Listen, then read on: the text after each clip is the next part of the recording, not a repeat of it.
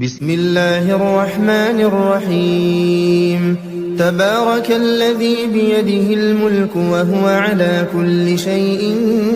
قدير الذي خلق الموت والحياة ليبلوكم أيكم أحسن عملا وهو العزيز الغفور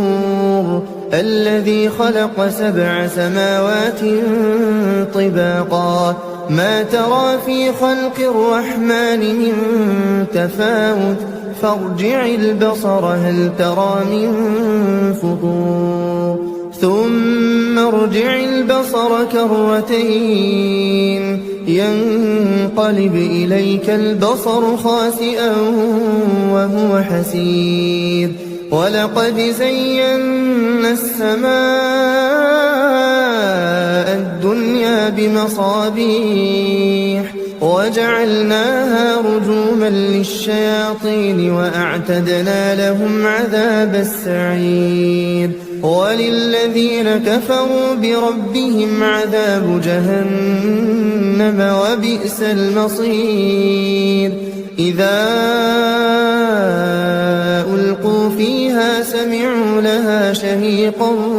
وهي تفور تكاد تميز من الغيظ كلما ألقي فيها فوج سألهم خزنتها ألم يأتكم نذير قالوا بلى قد جاءنا نذير فكذبنا وقلنا ما نزل الله من شيء إن أنتم إلا في ضلال كبير وقالوا لو كنا نسمع أو نعقل ما كنا في أصحاب السعير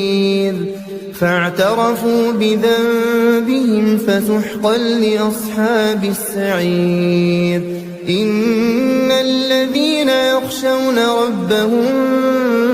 بالغيب لهم مغفرة وأجر كبير وأسروا قولكم أو اجهروا به إنه عليم بذات الصدور ألا يعلم من خلق وهو اللطيف الخبير هو الذي جعل لكم الأرض ذلولا فامشوا في مناكبها وكلوا من رزقه وإليه النشور أأمنتم من في السماء أن يخسف بكم الأرض فإذا هي تمور أم أمنتم من في السماء أن يرسل عليكم حاصبا فستعلمون كيف نذير ولقد كذب الذين من قبلهم فكيف كان نكير أولم يروا إلى الطير فوقهم صافات ويقبضن ما يمسكهن إلا الرحمن إنه بكل شيء بصير أمن هذا الذي هو جند لكم ينصركم من دون الرحمن إن الكافرون إلا في غرور أمن هذا الذي يرزقكم إن أمسك رزقه بل لجوا في عتو ونفور أفمن يمشي مكبا على وجهه أهدى أمن يمشي سويا على صراط مستقيم قل هو الذي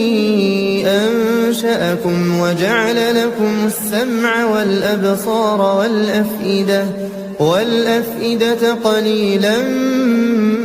ما تشكرون قل هو الذي ذرأكم في الأرض وإليه تحشرون ويقولون متى هذا الوعد إن كنتم صادقين قل إنما العلم عند الله وإنما أنا نذير مبين فلما رأوه زلفة سيئت وجوه الذين كفروا وقيل هذا الذي كنتم به تدعون قل أرأيتم إن أهلكني الله ومن معي أو رحمنا فمن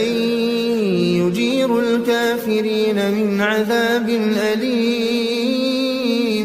قل هو الرحمن آمنا به وعليه توكلنا فستعلمون من هو في ضلال